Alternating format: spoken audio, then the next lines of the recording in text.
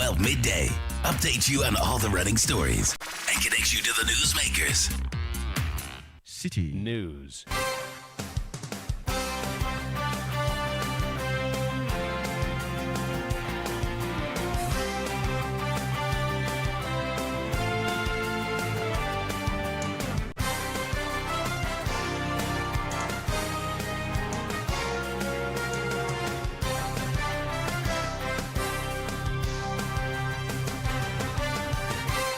Hello, good afternoon and welcome to the Citi Prime News.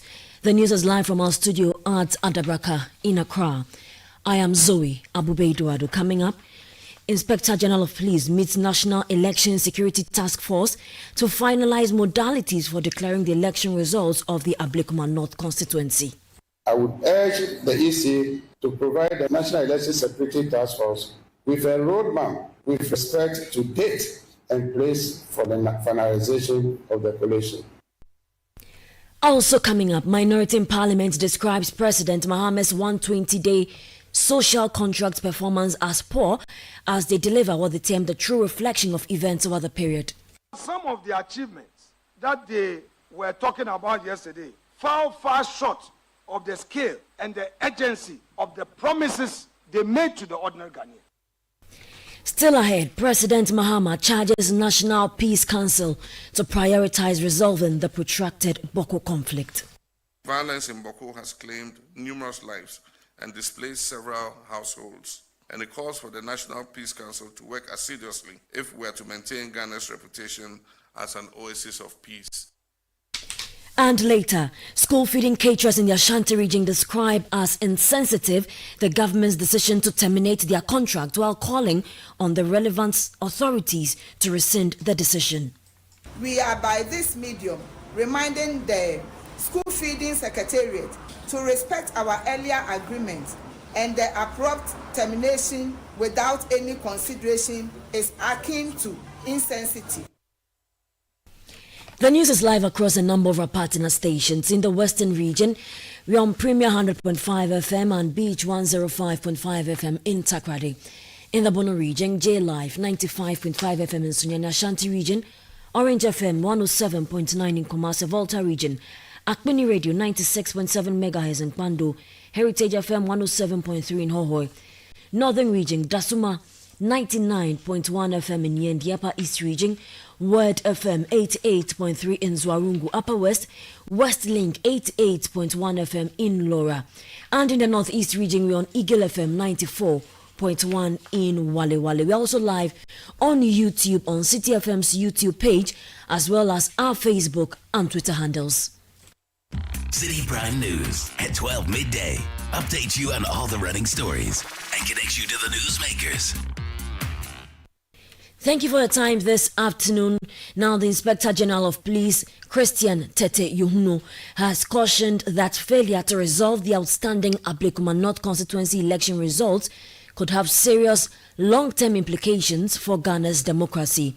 The constituency has been without a member of parliament since the 2024 elections, following disputes over pink sheets and disruptions by unidentified individuals, which have stalled the coalition process. Speaking ahead of a planned meeting with the Electoral Commission to finalize a roadmap for completing the coalition, the IGP urged all stakeholders to work towards a swift and peaceful resolution. EC to provide the National Election Security Task Force with a roadmap with respect to date and place for the finalization of the collation. History often reflects on nations tested by pivotal moments. This is such a moment. The way we handle the situation in Ablekuma North will resonate across the country. It will set the tone not only for this election, but also for public confidence in the years to come. Let us secure not just ballot boxes, but also believe in the system. Let us protect not just physical lives, but the spirit of democracy. Let us stand firm, not in confrontation, but in conviction. Ghana deserves nothing less. Inspector General of Police Christian Tete Yohuno. Deputy Chair of the Electoral Commission Samuel Tete expressed optimism that the meeting will establish a clear path for completing the Ablekuma North results.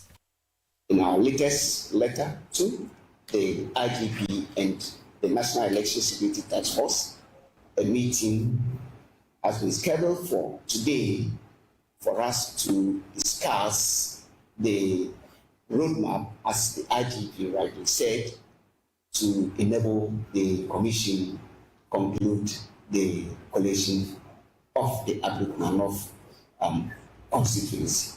So we are hoping that today will bring to an end the issues surrounding the challenges due to the collation of the process.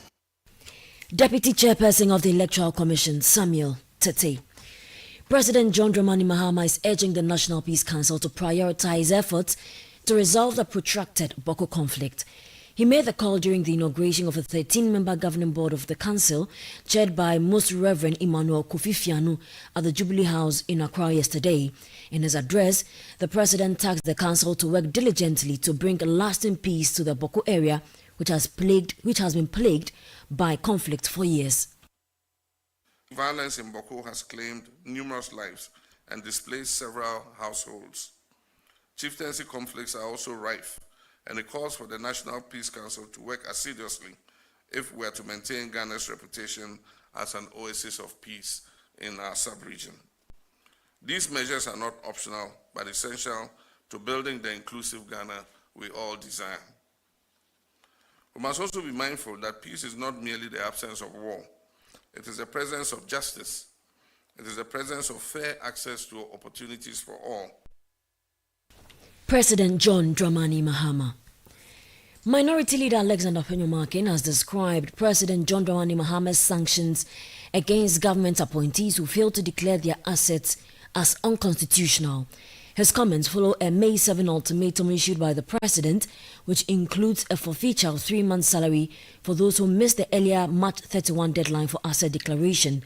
Assessing the president's first 120 days in office, Alexander Penyumakin said the move undermines the very constitution the president swore to uphold. The promise of constitutional fidelity. Today, the executive has broken this promise. What we experience now is executive lawlessness. On his inauguration day, His Excellency vowed, quote, "I shall strive to exercise sound judgment and be willing to act timelessly to resolve our challenges," end quote. But when faced with a clear breach of Article 2A6, when his appointees failed to declare their assets before taking office as constitutionally required, he did not act lawfully. He invented a bizarre punishment, a 3-month salary forfeiture, no referral to the Commission on Human Rights and Administrative Justice, no investigations, no accountability. What the president did was not a legal remedy. It was a constitutional betrayal. By failing to uphold the law, the president brought his own oath and entire presidency into disrepute. The Futu Member of Parliament also described the ongoing power challenges as a national security threat, warning that the situation could become even more dangerous if not addressed urgently. Assessing the first 120 days, he questioned the continuous silence of Energy Minister John Jin upon the matter. Power sector sabotage. From light to darkness. From light to darkness. When Ghanaians say, "Let there be light," the NDC say, "Let there be darkness." So we have a Doomsaw Pro Max. Darkness, darkness, darkness.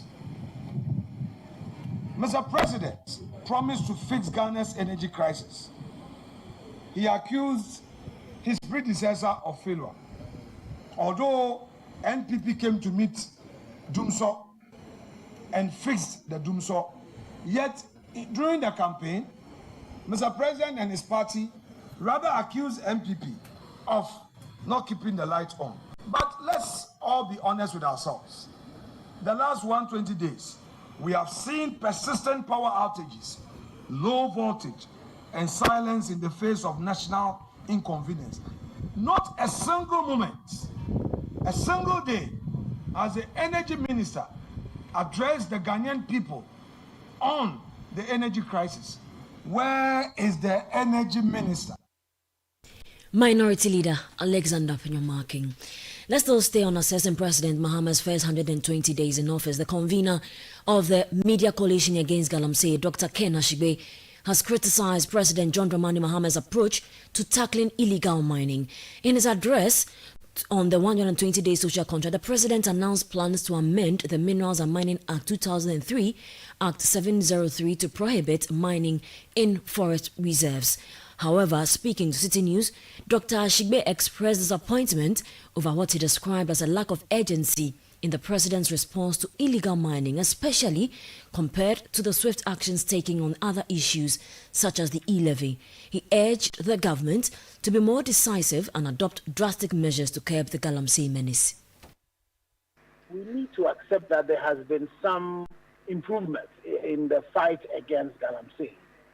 However, I left that listening to him yesterday very worried, because this is a president who, in a like manner, his promises that he made about e-levy, scrapping it, also told us that he was going to revoke LI 2462. And before today, we've had his Minister for Information speaking at the World Press Freedom Day, talk about the fact that when Parliament returned, they were going to revoke that particular act and not amend it. But yesterday, the president, stated that, talked about the amendment that they were going to do and did not talk about the revocation. When Labour asked him about the revocation, and he did not answer that as well. The way we have seen the president deal with other sectors, as I've mentioned to you, the issue on e-levy, the issues, other sectors, oral and all of that, we've not seen that same urgency come into the space of the fight against illegal mining. That was the convener of the Media Coalition Against Galamsey, Dr. Ken Ashigbe.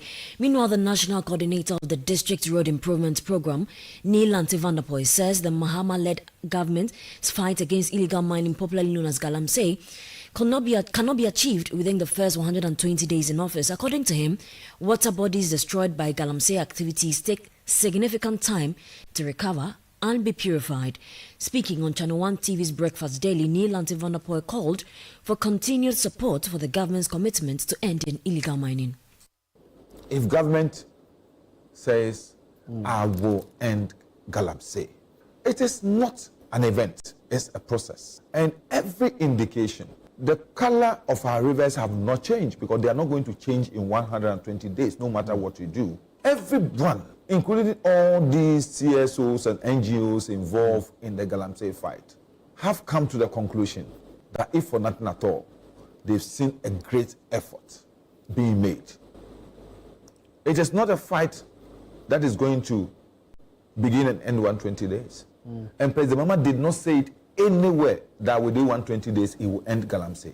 What we should expect to do, that the efforts being put in and the sort of commitment that is being shown will be taken over by all of us as a people to end this menace.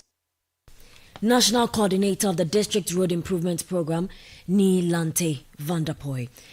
The Ghana Tertiary Education Commission has directed a halt to the inclusion of the Teachers and Educational Workers Union on various university governing councils. This follows concerns raised by the Kwame Nkrumah University of Science and Technology chapter of TUGH over their exclusion from the newly inaugurated KNUST Governing Council. The group subsequently declared a strike, prompting GTEC to intervene and urge them to call it off. Speaking to Citi News, GTEC's Director of Communications, Jerry Safo, said the Commission has invited all parties, including Vice Chancellor's Ghana, to a meeting on May 16 to resolve the impasse. This has been a concern that has been brewing for some time, but I think that obviously starts the concerns.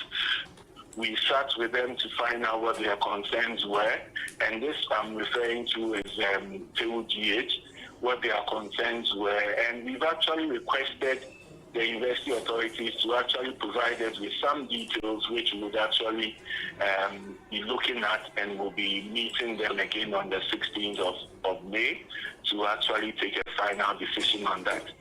So to avoid some of these things actually escalating and getting further, subject to interpretation and the information that they would provide, it was a position of the Commission acting in consultation with the Ministry of Education that that be suspended until further notice, until the outcome of this meeting, where a final decision will be taken on that.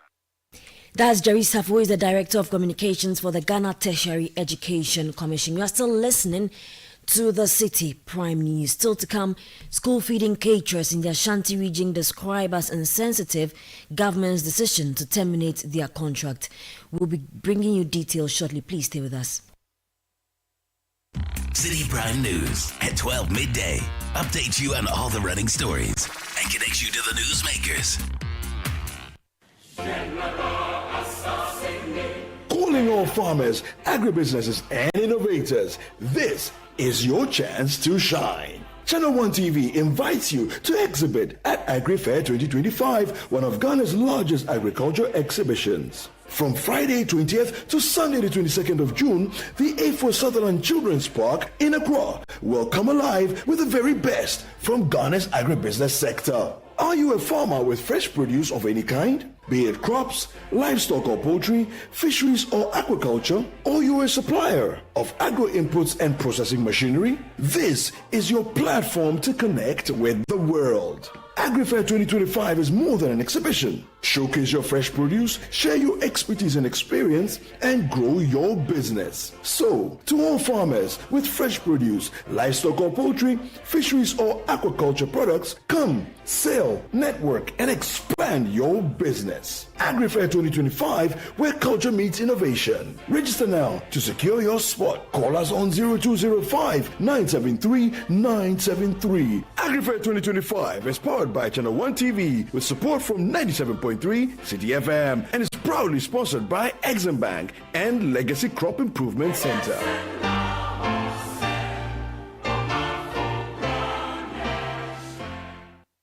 City Prime News at 12 midday. Updates you on all the running stories and connects you to the newsmakers. You will come back to the City Prime News. Let's bring you more reactions on President Mahama's 120-day social contract, and the Center for Democratic Development Ghana, CDD Ghana, is calling for a national dialogue on youth employment to tackle the growing issue of job insecurity among the country's youth. As part of his 120-day social contract, President Mahama launched the Ejumera National Apprenticeship and 1 Million Coders program to create sustainable jobs and equip young people with employable skills. However, CDD Ghana argues that while these initiatives have good intentions, they are part of the same framework as previous job programs and lack proper management. Speaking on a panel discussion assessing President Mahama's 120-day in office on Channel 1 TV, Programs Officer at CDD Ghana, Vera Ado, indicated that a national dialogue on unemployment could help address the gaps in these initiatives. If you are not careful, the same beneficiaries of a Jumera probably have done NACOB or have done Youth Start. So we have a number of programs training young people, no startups. And then sometimes they go and give startup money to some other people. So that's, we are not able to manage it very well. I think a national conversation on youth employment, we're looking at the economy, education, national dialogue on education. Can we look at employment, youth employment? Why is it that we have had the different sectors, agencies, and we still have a lot of youth unemployment? So it means that what are we doing that is not working? Why we can't be doing the same thing and expect that young people will still, if not in the next couple of months or years, we are going to have a lot of young people coming up again about employment issue. CDD also appealed to President John Mahama to appoint more women in his cabinet in fulfillment of the Affirmative Action Law. The law is aimed at giving women at least 30% representation to address the issue of gender disparities in the public and private sectors. Although CDD Ghana lauded the election of Professor Opoku Agyeman as Vice President, Programs Manager at CDD Ghana, Vera Ado, says the Mahama administration can do better. power balance. We still have a lot of work to do. Mahama could not meet up to the 30% minimum. And if you look at the party, if you look at the women participation throughout the campaign, they have a lot of women. But why is it that when it gets to the power and getting to push them, cabinet, we have out of the 19, there are only 2 women. I thought we could have done better. That is not good enough. Yeah. You look at the MMVAs, this is an appointment. You see, if you can't elect them, appoint them. Appoint them, you know. So I think that we need to really do something about it, because we have passed affirmative action law, and it's not like we don't have them in the party. So you go to cabinet meeting and you have only 2 women. If one of them is not able to attend, there's only 1 woman. If 2 of them are not able to attend because of assignment they have, then we have 17 men deciding for the rest of us. More than half of the population. Programs Manager at the Center for Democratic Development Ghana, Vera Ado. Away from that, a group known as Legon Lecturers and Professionals for Kennedy Japan has petitioned the New Patriotic Party to call Bono Regional Chairman Kwame Bafo, popularly known as Abronye, to order. According to the group, Abronye has made distasteful comments against Kennedy Japan, who has declared his intention to contest the party's presidential primaries ahead of the 2028 elections. Speaking to journalists, the group stated that the actions of the Bono Regional Chairman undermined party unity and called on the leadership to intervene. They have to call Abronye to order, the minimum, call him to order for the sake of the peace of the party. I mean, we are asking questions why the party is silent. And we are wondering, supposing others start to attack Abronye's candidate, how would it be like? I mean, nobody's happy to attack anybody's candidate. Market your candidate and we all go and see how the Congress will go. But if you start to attack our candidate and nobody's speaking about it, and we think that that is not good for the party, we have the right as MPP people to speak about it. That's Professor Al-Hassan Suleiman Anamzoya, who is the chairperson of the group known as Legon Lecturers and Professionals for Kennedy Ejipong. Now, school feeding caterers are yet to resume operations in basic schools nearly a week after school reopened. Schools visited by Citi News indicate that caterers have not reported for duty. Head teachers have declined to comment on the situation. Let's now go on to the phone lines and speak to my colleague Fred Duho, who is currently visiting some schools for updates. Good afternoon, Fred. Good afternoon, Zoe. What have you observed with your tour so far? Well, schools are still in session. Children are learning. And so one would expect that it is 12 o'clock where some of them will start going on break to have lunch. But the signal we speak so far from all the 5 or 6 campuses visited show that only external caterers or food vendors are basically around waiting for the students to come on break to purchase their food products.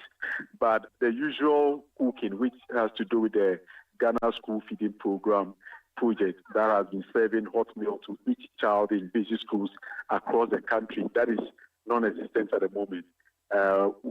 Some of the head teachers declined to speak to us on the record, but what they've been telling me basically is to the effect that the caterers have not resumed cooking since they resumed on May 6th. That was last Tuesday. They are hoping that by next week, there will be some measures put in place for the caterers to resume cooking for the pupils across the various schools we visited so far. Have you been able to speak to some of the students or you said the head teachers declined to speak, but is this affecting attendance in any way?